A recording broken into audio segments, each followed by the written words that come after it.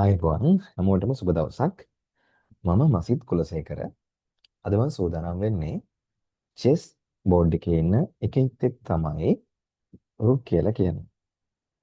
එතකොට රුක්ගේ ගමන් මාර්ගය කොහොමද කියලා තමයි මම මුලින්ම කතා කරන්නේ.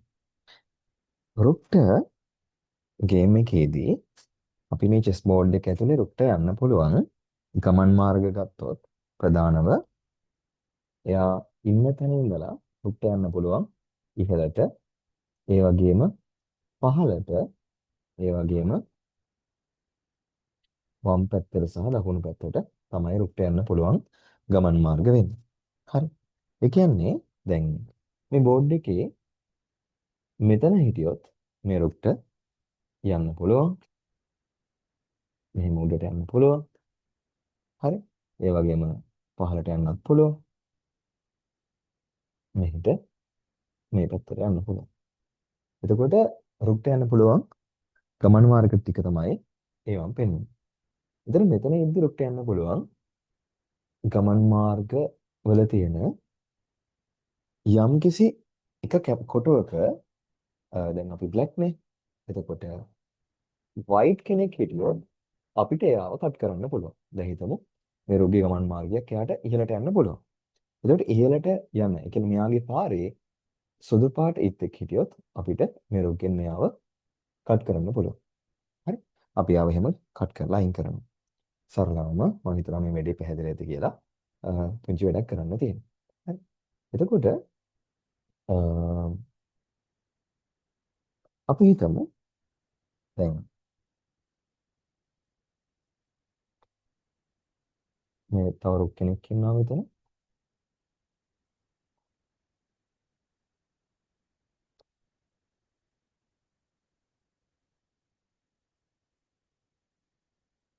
හිතමු බිෂප් කෙනෙක් ඉන්නවා. හරි. දැන් මේ වෙලාවේ මේ රුක්ට යන්න පුළුවන් ගමන් මාර්ගවල උඩට යන්න පුළුවන්, යටට යන්න පුළුවන්. හරි.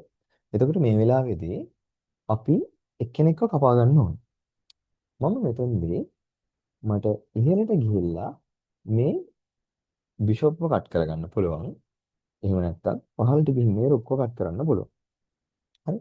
ඒක ඔබ තේරුම් ගන්න ඕනේ මම මෙහෙම ඉහළට ගිහින් බිෂොප්ව කට් කරොත් ඊළඟ ඇදීම් වාරය එන්නේ අපි දැන් සුදුනේ කළු කෙනාට. එතකොට කළු කෙනාට මෙන්න මේ රුක්ට මේ රුග්ගේ ගමන් මාර්ගය තමයි මෙන්න මේ වයිට් රුක් ඉන්නේ. එතකොට මේ රුක්ට පුළුවන් එහෙම ගිහින් ඉහළට ගිහින් උඩට ගිහින් මෙයාව කට් කරන්න. හරි. එතකොට මම හිතන්නේ මේ කතාව පැහැදිලි ඇති. දැන් රුක්ට යන්න පුළුවන් කොහොමද කියලා. හරි. අපි මේක ප්‍රැක්ටිස් කරන්න පොඩි වැඩක් කරමු.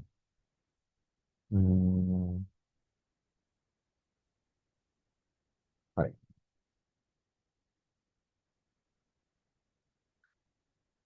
හොඳයි. මේ පාවිච්චි කරන්නේ ලීචස් කියන වෙබ්සයිට් එක.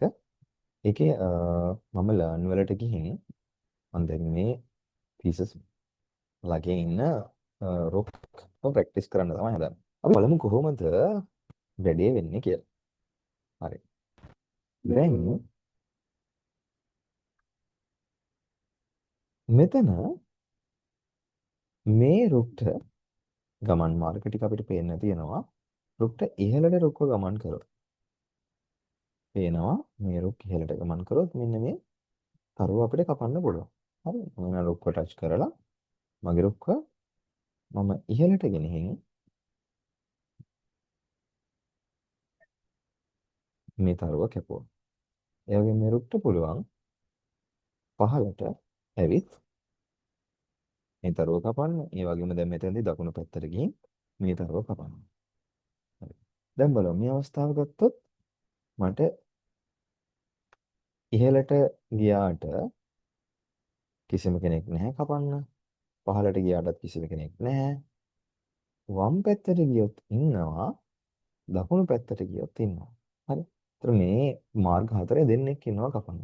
කවුද අපි මුලින්ම කපන්නේ කියලා තීරණය කරන්න ඕන. හරි. අපි මුලින්ම මම මෙතනදී මේ වම් පැත්තේ තියෙන තරුව මුලින්ම කපන්න. ඊට පස්සේ දකුණු පැත්තේ තියෙන තරුව කපලා දැන් මේ රුක්ට ඉහළට යන ගමන් මාර්ගය කවුරුත් නැහැ. පහළට ගියාම කෙනෙක් ඉන්න නිසා මම මේ තරුව කපනවා. හරි.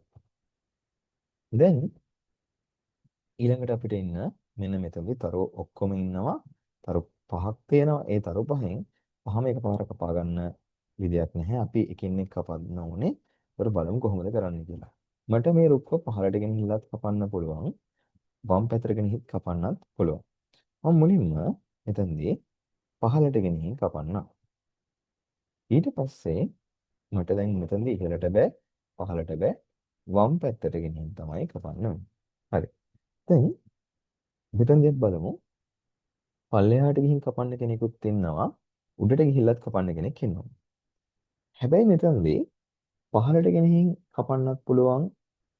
එතකොට වෙන්නේ මෙහෙම කැපුවා ඊළසය උඩට ගිහින් කපන්න කෙනෙක් ඉන්නවා. එයාව කට් කරා. ඊට පස්සේ වම් පැත්තට. මේ විදිහට අපිට කරන්න පුළුවන්. එතකොට බැරි වෙලාවත් ඒකම මම නැවතත් එතනට එන්නම්. ඒකම මම මෙහෙම කරා. පහළට කැපුවා වම් පැත්තට ගියා.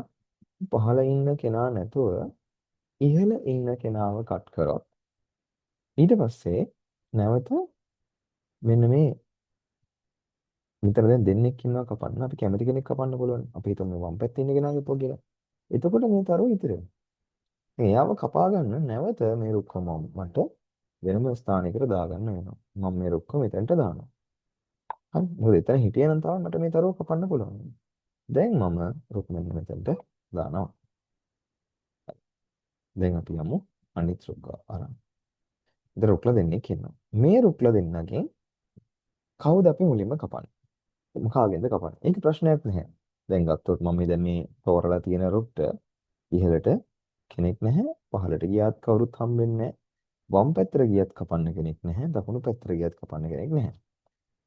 සමානෙන් දකුණු පැත්තට ගියාම කපන්න කෙනෙක් ඉන්නවා. අපි ඒ නිසා දකුණු පැත්තට ගිහින් ඒ කෙනාව කපමු. දැන් නැවතත් පහළට ගියොත් තමයි මට කපන්න කෙනෙක් ඉන්නේ. මම යාව කට් කරන්නේ. දැන් බැලුවොත් එහෙනම් මේ රුක්ට එයාගේ ගමන් මාර්ග වල උඩට යටට වමට දකුණට කොහෙට ගියත් කෙනෙක් නැහැ. අපි එහෙනම් බලමු අනිත් රුක්ට කපන්න කෙනෙක් ඉන්නවද කියලා. ඔව් අනිත් රුක්ට දෙන්නෙක් ඉන්නවා කපන්න. මම මේ වෙලාවේ කැමති කෙනෙක් මුලින් කපනවා. ඊට පස්සේ අනිත් කෙනාව මට කපන්න පුළුවන්. හරි. දැන් මෙතන රුක්ගේ අවසානම අපිට කරන්න තියෙන එක්සර්සයිස් එක අපි බලමු මොකක්ද අපි කරන්නේ කියලා. දැන් මේ රුක් මන් තෝරගත්තා. ඉහළට ගියාට කවුරුත් නැහැ අපිට පේනවා. මේ තිත් පේජ් වලින් කියන්නේ යට යන්න පුළුවන් පාරවල්.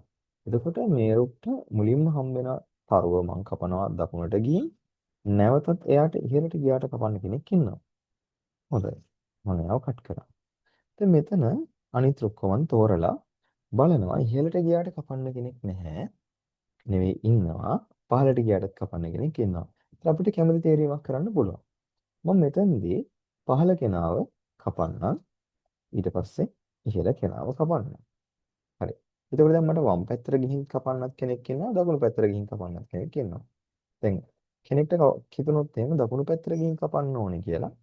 දැන් ඊට පස්සේ ආය අපිට කපන්න දෙන්නෙක් ඉන්නවා. ඒ දෙන්නගෙන් එක්කෙනෙක් කැපුවම දැන් මේ රුක්ට මේකෙන් තරුව කපා ගන්න බැහැනේ. හරි. මේ රුක්ට බෑ මේ තරුව කපන්න. එතකොට මට එයාව කපා ගන්න පුළුවන් තැනකට ඉස්සෙල්ලා දා ගන්න ඕනේ.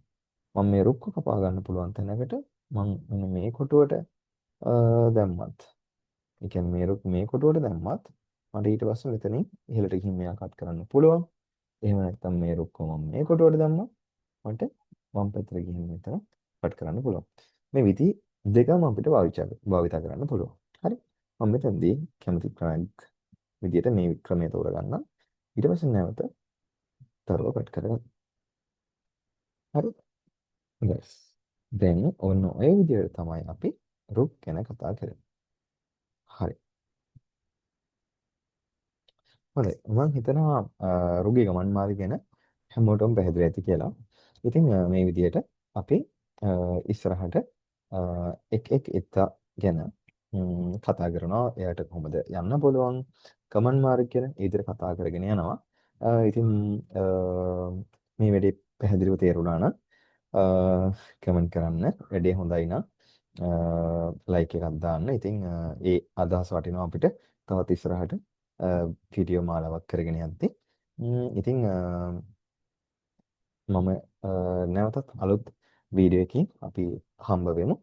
එහෙනම් එතකන් හැමෝටම සුබ දවසක්. ආයුබෝවන්.